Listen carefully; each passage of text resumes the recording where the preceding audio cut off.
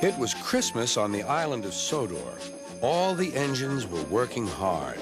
Thomas and Toby were busy carrying people and parcels up and down the branch line. Everyone was happy. Only the coaches, Annie and Clarabelle, were complaining. "It's always the same before Christmas," they groaned. "We feel so full. We feel so full." "Oh, come on," said Thomas. "Where's your festive spirit? Christmas Day is almost here." By the side of the track was a little cottage with a familiar figure waving to them. "It's Mrs. Kindly," whistled Thomas. "Beep, beep! Happy Christmas!" Thomas always felt better for seeing her.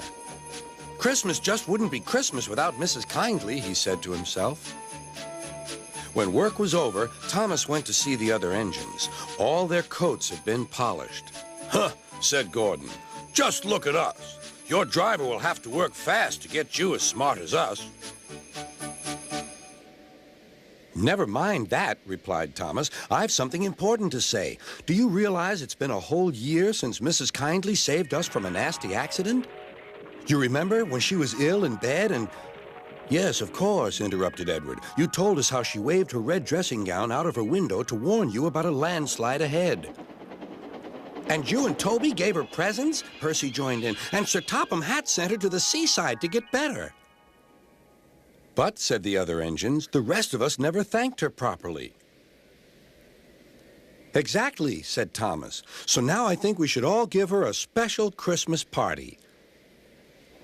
Everyone was getting very excited, and the drivers felt sure that Sir Topham Hatt would agree, as indeed he did.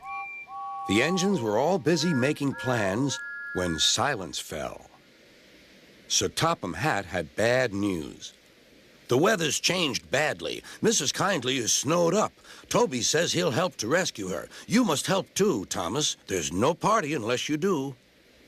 Thomas hated snow, but he said bravely, "I'll try, sir. We must rescue her. We must." "There's a good engine. You and Toby will manage splendidly." Thomas charged the snowdrifts fiercely. Sometimes he swept them aside, sometimes they stuck fast, and the men had to loosen them.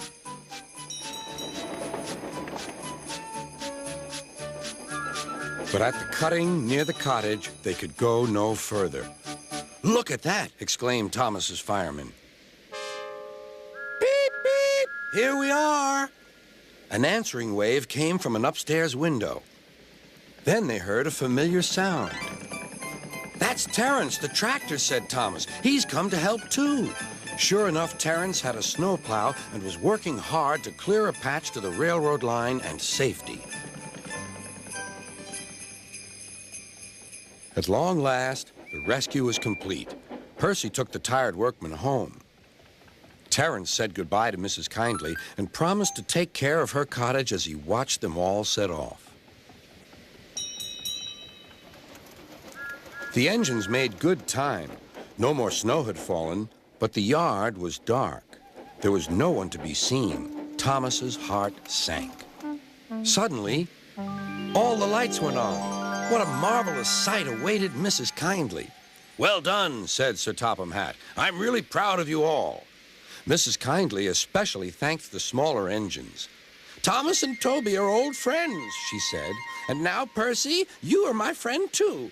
Percy was very pleased. "3 cheers for Mrs. Kindly," he called. "Beep, beep, beep." They all whistled. "We wish you a Merry Christmas, we wish you a Merry Christmas, we wish you a Merry Christmas and a Happy New Year." Thomas the tank engine and his friends thought it was the best Christmas ever, and Mrs. Kindly could think of nowhere she would rather live than here with them on the island of Sodor.